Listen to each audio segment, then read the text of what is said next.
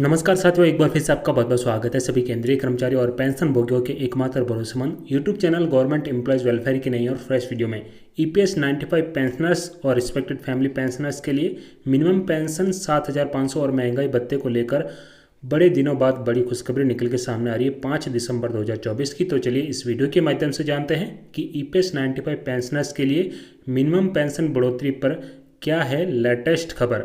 तो वीडियो को अंत तक जरूर देखिए और चैनल पे अगर पहली बार विजिट करें तो चैनल को सब्सक्राइब करके बेल आइकन को जरूर दबा दीजिए ताकि सभी ईपीएस 95 पेंशनर्स से संबंधित हर छोटी से लेकर बड़ी जानकारी हमेशा आपको मिलती रहेगी। जैसा कि साथियों आप अपनी स्क्रीन पे देख सकते हैं, ये लेटेस्ट न्यूज जारी की गई है दैनिक जागरण की ओर से 3 दिसंबर 2024 को। ईपीएफओ खाताधारकों को मिल सकता है बड़ा तोहफा, न्यूनतम पेंशन बढ़ाने की तैयारी में केंद्र सरकार। जी हां साथियों, ईपीएस 95 पेंशनर्स के लिए मिनिमम पेंशन को लेकर लेटेस्ट इन्फॉर्मेशन निकल के सामने आ रही है दैनिक जागरण की ओर से। तो चलिए इस वीडियो के माध्यम से जानते हैं इस न्यूज़ में क्या कहा गया है।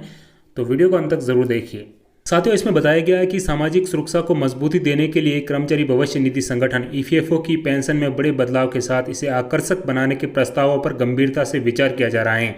इसी क्रम में सबसे अहम ईपीएफ पेंशनधारक तथा उनके जीवन साथी की मृत्यु के बाद पेंशन फंड में जमा राशि उनके बच्चों को देने का प्रस्ताव है। श्रम मंत्रालय ईपीएफओ के सदस्यों को पेंशन योजना से जुड़ने के लिए प्रोत्साहित करने के लिहाज से इस प्रस्ताव को बेहद अहम माना जा रहा है। मंत्रालय लंबी सेवा अवधि के बाद भी कम पेंशन को तर्कसंगत बनाने पर गौर कर रहा है, जिसमें वर्तमान में 1,000 रुपये की न्यूनतम पेंशन राशि को बढ़ाने का प्रस्ताव भी शामिल है। साथियों, इसमें आगे बताया गया कि ईपीएफ के तहत सामाजिक सुरक्षा के ढांचे को सुदृढ़ करने के लिए श्रम मंत्रालय ईपीएस 1995 योजना के तहत उच्च पेंशन के लिए सदस्यों को अपने ईपीएस फंड में योगदान बढ़ाने का विकल्प देने पर गंभीरता से मंत्रणा कर रहा है। सूत्रों के अनुसार पेंशन सुधारों से जुड़ी इस मंत्रणाओं के दौरान ही कर्मचारी भविष्य निधि संगठन से जुड़े पेंशन स्कीम को आकर्षक बनाने के साथ साथ इसके सदस्यों की चिंता का समाधान करने की जरूरत बताई गई है। साथियों, शीर्ष स्तर पर हुए विचार विमर्श के दौरान साफ कहा गया है कि बड़ी संख्या में ईपीएफ सदस्य की दुविधा है कि पेंशन फंड में जमा उनकी रकम पेंशन लाभ के बाद वापस नहीं मिल पाएगी। तो मंत्रालय ने एक वरिष्ठ अधिकारी ने कहा है कि सरकार का यह स्पष्ट मत है कि पेंशन की राशि उनके सदस्यों की है। ऐसे में इस दुविधा को खत्म करने के लिए आवश्यक सुधारों के साथ ही ये स्पष्ट करना होगा कि पेंशन फंड में जमा रकम से उन्हें पेंशन मिलेगी और उनकी मृत्यु के बाद पति या पत्नी को परिवार पेंशन का लाभ मिलेगा। दोनों की मृत्यु हो जाने के बाद पेंशन फंड की बची हुई राशि उनके नामित आश्रित बच्चों को मिल जाएगी। वहीं साथियों, मंत्रालय का मानना है कि ईपीएस के स्वरूप में इस बड़े बदलाव के बाद इस पेंशन योजना को लेकर इसके सदस्यों का आकर्षण निश्चित रूप से बढ़ेगा।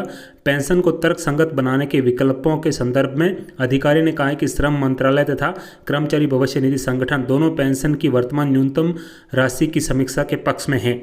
यानी कि साथियों, श्रम मंत्रालय तथा कर्मचारी भविष्य निधि संगठन दोनों ही न्यूनतम पेंशन बढ़ोतरी के पक्ष में हैं। ऐसे में ईपीएस 95 पेंशनर्स के लिए जल्दी ही न्यूनतम पेंशन बढ़ोतरी पर कोई फैसला संभव है और कर्मचारी भविष्य निधि संगठन इसको लेकर जल्दी ही फैसला लेगा और श्रम मंत्रालय भी, और उसके बाद में ईपीएस 95 पेंशनर्स को बड़ी राहत मिलने वाली है।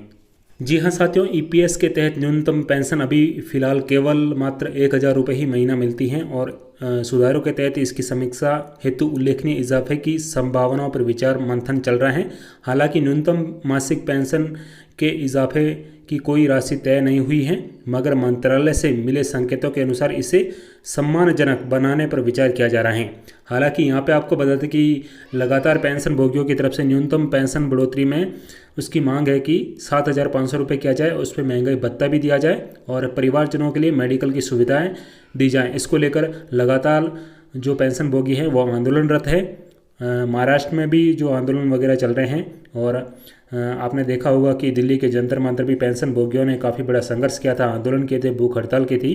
तो ऐसे में श्रम मंत्रालय और ईपीएफओ को ये मानना चाहिए कि इन बुजुर्ग पेंशन भोगियों की न्यूनतम पेंशन को सम्मानजनक किया जाए और उस पर महंगाई राहत वगैरह भी दिया जाए और परिवारजनों के लिए मेडिकल की सुविधाएं प्रदान की जाए। इसको लेकर आपकी क्या ओपिनियन है, आपकी क्या मांग है, नीचे कमेंट सेक्शन में ज़रूर बताइए।